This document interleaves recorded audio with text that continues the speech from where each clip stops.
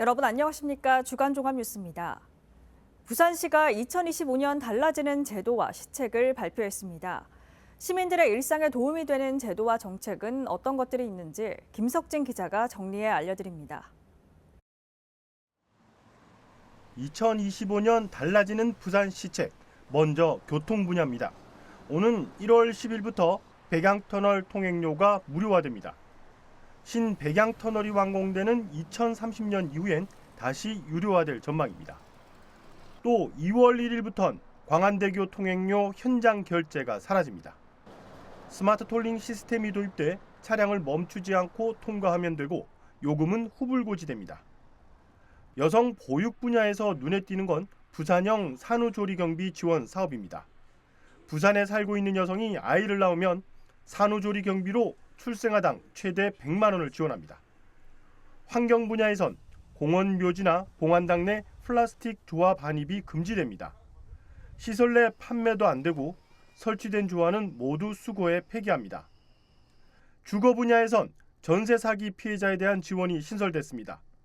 2025년에 한해 한시적이며 수혜 대상은 2,500명으로 1회 155만 원이 지급됩니다. 안전 분야에는 시민안전보험 보장 항목이 추가됐습니다.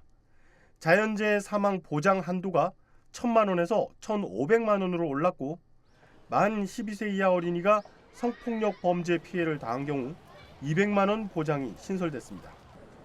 BTV 뉴스 김석진입니다. 동해 해안선을 따라 부산 부전과 강릉을 잇는 ITX와 부전에서 청량리까지 연결하는 KTX가 본격 운행을 앞두고 있습니다. 부전역이 부산의 또 다른 관문 역할을 할 것이란 기대입니다. 김윤정 기자의 보도입니다. 부산 부전에서 강릉까지 철도 구간이 완전히 연결됐습니다. 국토교통부와 국가철도공단은 동해선 최종 구간인 포항과 삼척 구간 건설을 완료함에 따라 부전에서 포항 노선을 개통했습니다. 이에 따라 부전에서 강릉까지 총 370km 구간이 모두 철도로 연결됐습니다. 국토부는 내년부터 이 노선에 최고 시속 150km인 ITX 마음열차를 투입해 하루 왕복 4차례 운행할 계획입니다.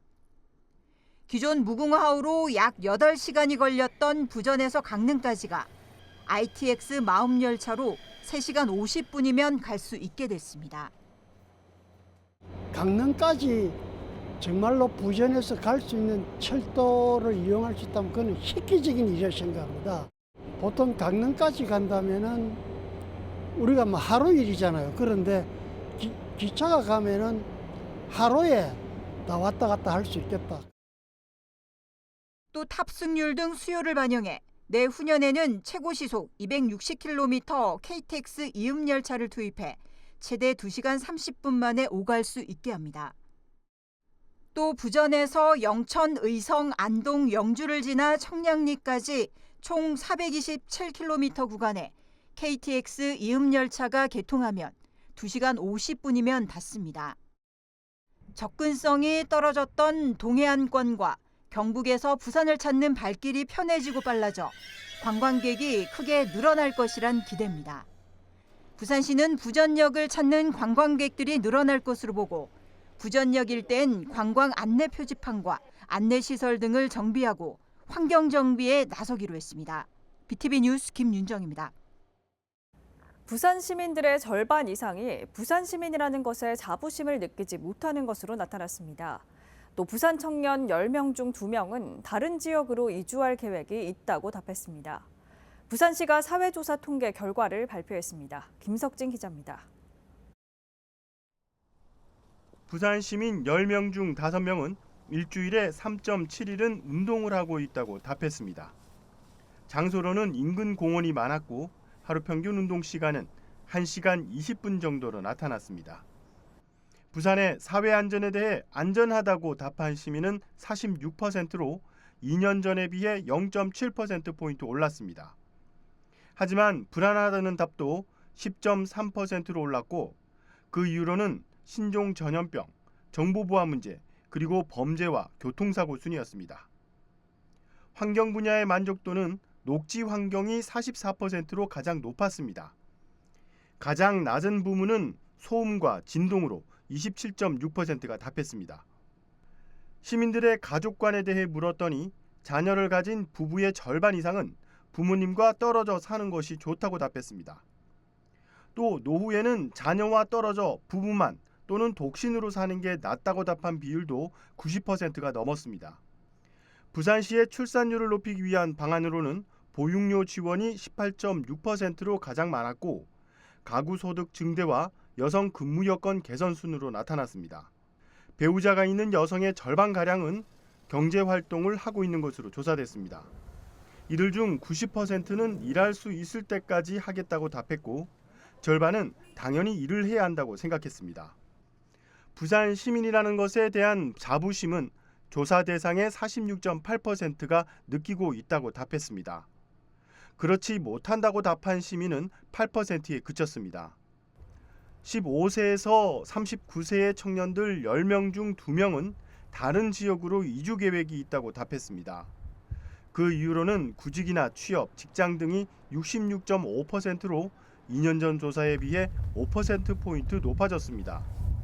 한편 이번 조사는 지난 8월 23일부터 9월 12일까지 부산에 거주하는 17,860표본 가구 내 15세 이상 가구원 31,144명을 대상으로 조사원 방문 조사로 이뤄졌으며 자세한 내용은 부산시청 누리집에서 확인할 수 있습니다.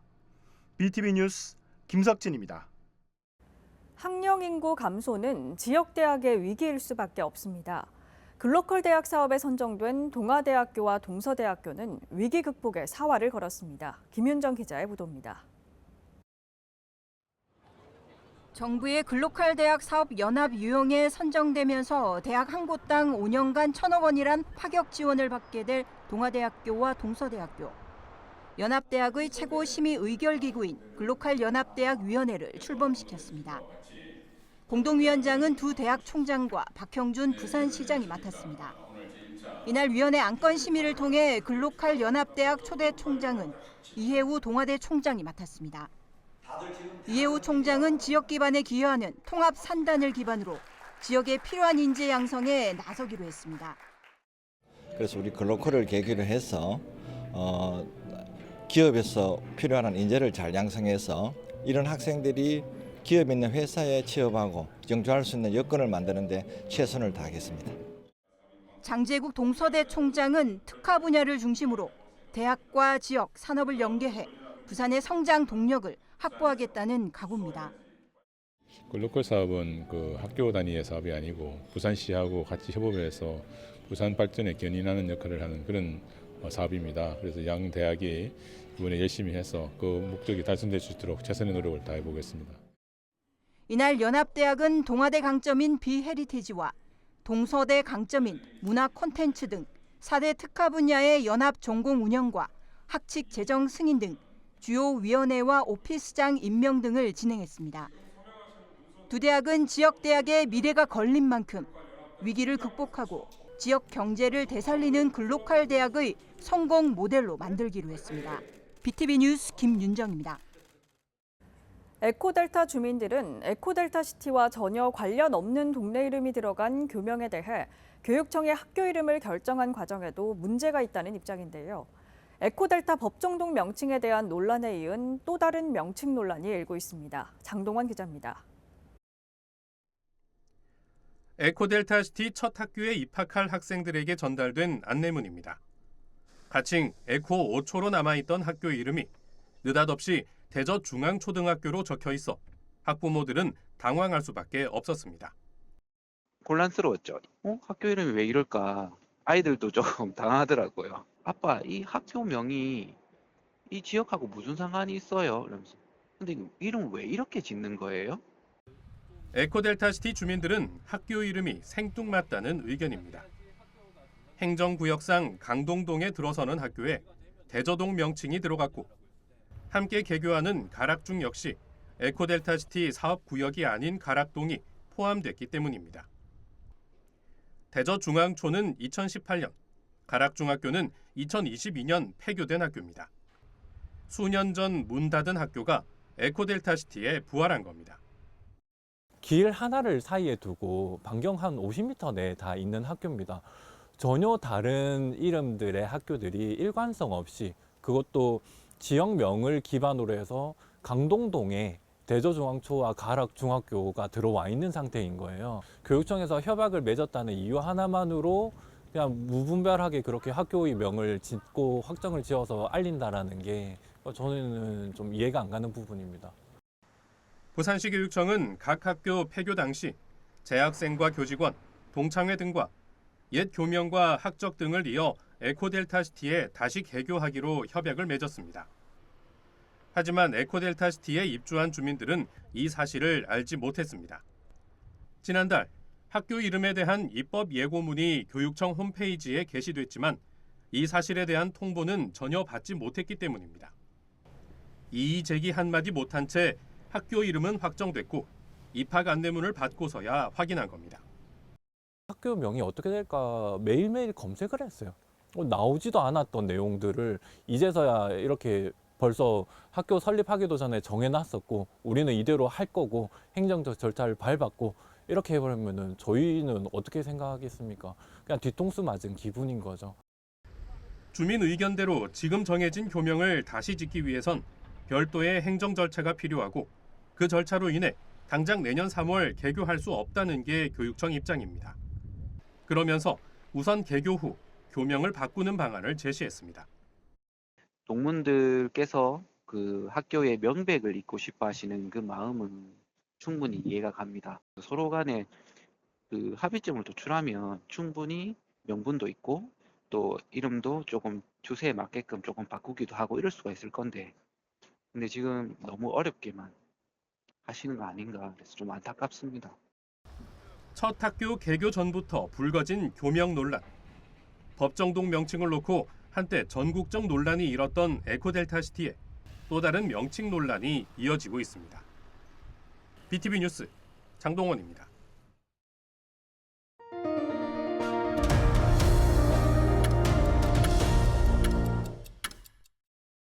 도시철도 5, 6도선 건설이 수년째 표류하면서 우여곡절이 계속되고 있습니다. 오는 2월 타당성 재조사 결과를 앞두고 남구청의 5, 6도선과 우암 간만선을 하나로 묶는 통합노선 검토에 나섰습니다. 김윤정 기자의 보도입니다. 부산 5, 6도선 트램 사업은 전선 없이 일반 도로 위를 달리는 무가선 저상 트램 사업입니다. 경성대 부경대역에서 용호동 2기대역이 삼거리까지 총 연장 1.9km의 짧은 노선입니다. 지난 2018년 국토교통부 실증 노선 사업으로 선정됐습니다. 하지만 설계 과정에서 사업비가 470억 원에서 906억 원으로 크게 증가했고 사업비 증가로 인해 2023년 2월부터 타당성 재조사를 받아야 했습니다. 때문에 5, 6도선 관련 국비는 2년 연속 불령 처리됐습니다. 한국개발연구원의 타당성 재조사가 끝나는 내년에야 사업 여부가 확실시되는 상황입니다. 그때 이제 하겠다 해서 추진하다가 사업비 증가로 타당성 재조사 중에 있고 그 결과가 내년 2월에 완료가 되고 그 완료된 결과에 따라서 이제 또 구체적으로 정해질 것 같습니다. 사업이 장기 표류하자 관할 지자체인 남구가 나섰습니다.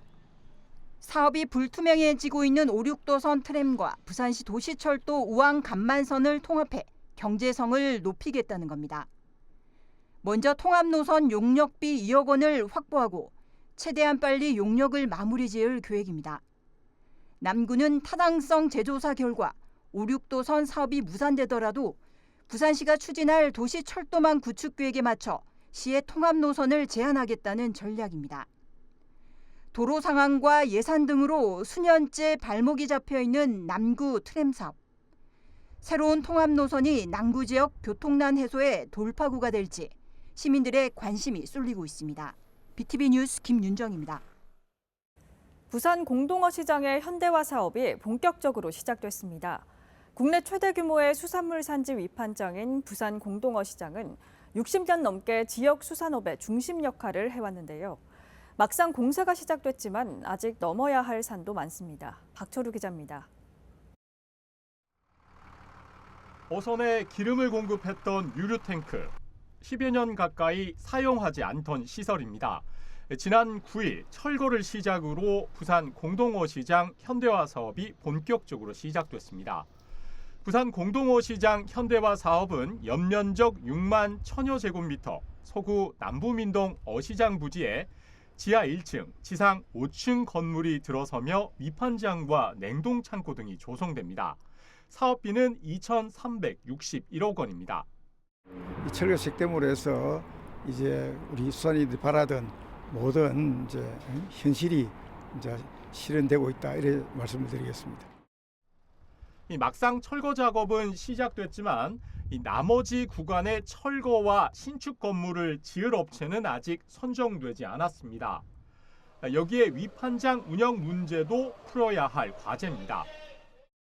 공사 끝날 때까지 몇 년 동안 어민들이 여기 하루에 뭐 어떨 때는 고기를 100억씩 이렇게 물건이 들어서 팔고 하는데 안 할 수를 없지 않습니까?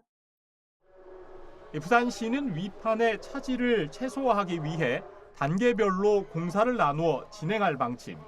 하지만 최근 시공사 선정 입찰에서 단 한 곳도 참여업체가 나타나지 않았습니다. 이에 일부 조건을 완화해 다시 공모에 나서기로 했습니다. 부산 공동어시장 현대화는 수산업 경쟁을 높이는 것은 물론 부산 지역 경제 활성화에도 중요한 역할을 할 것으로 기대되는 만큼 이 공사는 공사대로, 위판은 위판대로 추진이 중요해 보입니다. BTV 뉴스 박철우입니다. 구포에서 화명생태공원으로 가는 두 번째 보행교가 개통됐습니다. 통행이 불편했던 공원이 더욱 가까워졌는데요. 도시철도 구포 역사와 화명생태공원 연꽃단지가 바로 연결됩니다. 장동원 기자입니다. 강변대로 위를 가로질러 걸으면 납동강이 한눈에 펼쳐집니다. 멀리 대동 화명대교, 강 건너 강서구는 손에 잡힐 듯 가깝습니다. 북구 감동나룻길 리버워크가 10일 개통됐습니다. 도시철도 3호선 구포역과 화명생태공원 연꽃단지를 연결하는 보행교로 길이 320m, 직선 교량이 2번 꺾인 형태입니다. 구포시장에서 공원으로 연결되는 금빛 노을 브릿지 이후 두 번째 연결 보행교입니다. 나무고 공기고 다 좋잖아요. 앞으로 보면 산도 그렇고 너무나 좋네요. 너무 경치도 좋고 앞으로 관광지가 되고 참 좋겠습니다. 사람들이 놀러 나올 것 같습니다. 운동하기 좋고, 제가 먹고 나와도 한 바퀴씩 돌도 운동되고 참 좋습니다. 화명동에 비해 구포에서는 공원으로의 통행이 어려웠지만 이번 개통으로 공원 접근은 더욱 쉬워졌습니다. 리버워크에서 연꽃단지까지는 새 산책길이 놓였습니다. 이번 감동나룻길 리버워크는 구포 도시재생 사업의 마지막 단계입니다. 앞으로 진행될 화명 에코파크 조성 사업 등과도 시너지를 낼 것으로 보고 있습니다. 서부산에 대표하는 랜드마크가 되고 또 트래플 로드가 또 활성화되게 되면 우리 구포시장이나 우리 북구에 크게 더 활성화될 것으로 기대를 믿어 의심치 않습니다. 감동나룻길 리버워크는 24시간 개방되지만 구포역 측 출입문은 역사 운영 시간에 따라 문을 닫습니다. BTV 뉴스 장동원입니다. 최근 부산 서구 암남공원 입구에 청동으로 된 대형 조형물이 설치됐는데요. 조형물 설치에 무려 5억 원이 투입되면서 시민들은 혈세 낭비라고 지적하고 있습니다. 보도에 박철우 기자입니다.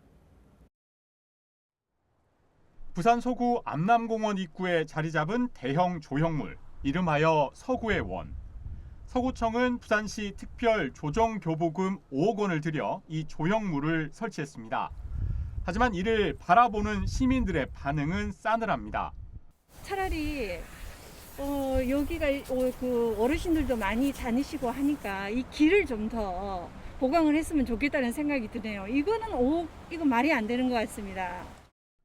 이에 서구는 지역 이미지 제고와 관광 활성화를 목적으로 조형물을 설치했다고 밝혔지만 시민들은 설득력이 부족하다고 입을 모읍니다. 문제는 또 있습니다. 조형물의 소재가 동으로 만들어져 유지 관리 비용이 추가로 발생할 가능성이 크다는 점입니다. 서구는 이번 사업이 지역 발전을 위한 투자라는 입장이지만 구 마크나 구 캐릭터, 구화, 구목 등 서구를 대표하는 상징과는 무관한 조형물이어서 사업의 실효성에 대한 의문이 제기되고 있습니다. 서구의 엠블럼도 있고 구어도 있고 구화도 있는데 이 서구의 원이라는 것 자체가 서구를 상징한다는 것에 대한 아무런 연계성이 없다는 거죠. 부산 최하위권 재정자립도의 서구가 혈세로 조성한 5억 원 규모의 조형물. 하지만 시민들 사이에선 상징성 없는 조형물이라는 냉담한 평가가 이어지고 있습니다. 혈세 낭비라는 비판 속에 상징 조형물 설치가 서구 지역 발전에 얼마나 기여할지 의문의 목소리가 커지고 있습니다. BTV 뉴스 박철호입니다. 부산의 장애인 편의점이 처음으로 문을 열었습니다. 발달 장애인들이 직접 매장을 운영하고 있는데요. 장애인 일자리 창출을 위해 만든 편의점이 이들에게는 장애의 문턱을 낮추는 새로운 도전이 되고 있습니다. 장동원 기자입니다. 강서구 미음산업단지에 작은 편의점이 문을 열었습니다. 이곳을 운영하는 사람은 장애인들입니다. 장애인 일자리 창출과 직업 교육을 위해 보건복지부와 한국장애인개발원, BGF 리테일 등 여러 기관이 힘을 모았습니다. 제주와 평창에 이은 전국 세 번째, 부산 첫 장애인 편의점입니다. 매장 청소와 진열대 정리, 물건을 계산하는 대부분의 편의점 업무를 장애인들이 맡고 있습니다. 힘든 거는 돈 계산할 때 어쩔 때 꼬이기도 하고, 재밌는 거는 나르는 것도 어쩔 때 한 번은 재밌기도 하고. 현재는 발달 장애인 3명이 교대로 서너 시간씩을 근무합니다. 그동안 공동 작업장에서 단순 작업에 그치는 일을 했다면 이곳에선 직접 손님을 맞이하고 물건을 더 보기 좋게 진열하는 등 처음으로 서비스업에 도전하고 있습니다. 스스로에 대한 책임도, 자존감도 더욱 높아졌습니다. 이렇게 힘들게 일해서 월급 받았구나. 그래서 또 이런 뿌듯함도 느끼고. 편의점은 사람과 사람이 대하는 다잖아요. 신뢰가 있어야 되고, 그다음에 깨끗해야 되잖아요. 저를 그렇게 좋은 사람으로 이렇게 평가를 해주고 이런 기회를 제공해 주셔서 그렇게 행운이라고 표현했습니다. 편의점 일을 하며 행복해하는 딸. 그 모습에 부모님은 더 큰 힘을 얻습니다. 이렇게 오픈된 데서 활동하고 낯선 사람을 만나고 아직 포석이 좀 어렵긴 한데 그래도 재밌어해요. 우리 아이 속에 저런 에너지가 있었구나. 딸이 행복해하면 엄마 자동으로 행복한 거죠. 편의점은 일하는 장애인, 이곳을 찾게 될 장애인 손님을 위해 매장 통로를 넓히고 쓰레기통과 진열대는 높이를 낮췄습니다. 휠체어 통행에 불편이 없도록 냉장고 문은 미닫이로, 만약을 위해 비상벨도 설치했습니다. 아직 남아있는 장애에 대한 문턱, 우리 사회의 장애에 대한 인식을 조금이라도 나아지게 만드는 편의점입니다. 이런 장애가 내가 원해서 되지도 않았고 장애 부모님도 내가 원해서 장애 자녀를 가지지 않았는데 우리 주위에 우리 이웃이라는 생각으로 함께 더불어가는 사회를 좀 만들어갔으면 좋겠다는 생각에 작은 발판이 되었으면 좋겠습니다. 이들은 이런 편의점이 더 많이 만들어져 장애인과 사회가 더욱 가까워지길 바라고 있습니다. BTV 뉴스 장동원입니다. 이상으로 주간 종합 뉴스를 마칩니다. 시청해주신 여러분 고맙습니다. 채널 BTV